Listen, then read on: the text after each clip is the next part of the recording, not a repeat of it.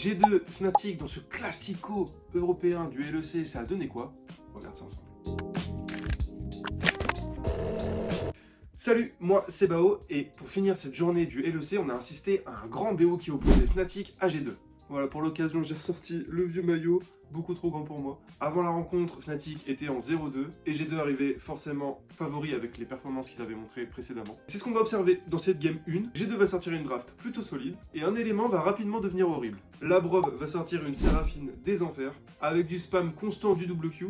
Les oranges et noirs n'ont rien pu faire et ajouter à ça une performance catastrophique de l'Ospa sur sa Nami. Les G2 prennent vite l'avantage dans la game avec un Nashor à la 20e minute. Ensuite, l'écart entre les deux équipes va s'accélérer de plus en plus et les samouraïs vont terminer la game dans la foulée en moins de 25 minutes. C'est la honte dans un match dit classico dans ce championnat et ça fait 1-0 pour G2 dans ce BO.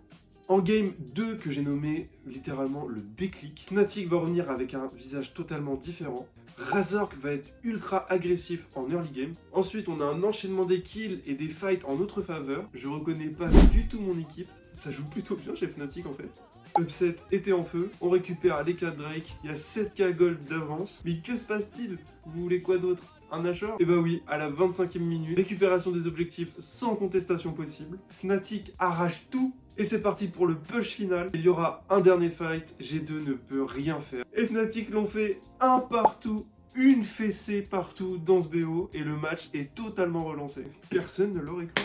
Et du coup c'est parti pour une 3e game dans ce BO avec un super bon early que vont encore proposer les Fnatic. Qu'est-ce qui se passe? Empyros va sortir un super Kennen face au Croco de Bibi. Dans l'ensemble ce sera un peu plus serré dans le match-up, mais les Fnatic vont réussir à sortir leur épingle du jeu. Ça joue super bien, il y a énormément de mouvements sur la carte. Nos oranges et noirs sont littéralement présents partout. Les rotations sont propres. Contrôle de la vision. Il y a une pression constante sur toutes les actions du match. C'est le truc que j'ai noté et souligné, on est littéralement présent partout.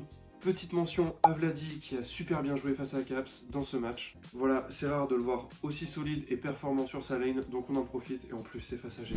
Quel plaisir. 20e minute de jeu, teamfight gagné dans la jungle et dans la foulée on récupère le Nash. Ça va pousser jusqu'à avoir 10k gold d'écart entre les deux équipes. Fnatic va dérouler et faire tomber G2 dans sa base. Personne ne s'y attendait, c'était incroyable. Fnatic a super bien joué, personne n'aurait cru à ce retournement de situation. Surtout avec la première game. Donc en résumé, game 1, voilà, humiliation totale, défaite de Fnatic. Game 2, retournement de situation, c'est un stomp total des Fnatic sur G2. Et game 3, c'est une maîtrise totale de l'équipe orange et noire sur les G2. C'est ce qui donne la victoire dans le BO. Et je m'attendais tellement pas au déroulement de cette rencontre, surtout au vu des performances des équipes précédemment, avec G2 à l'international et Fnatic qui a été décevant ces dernières semaines.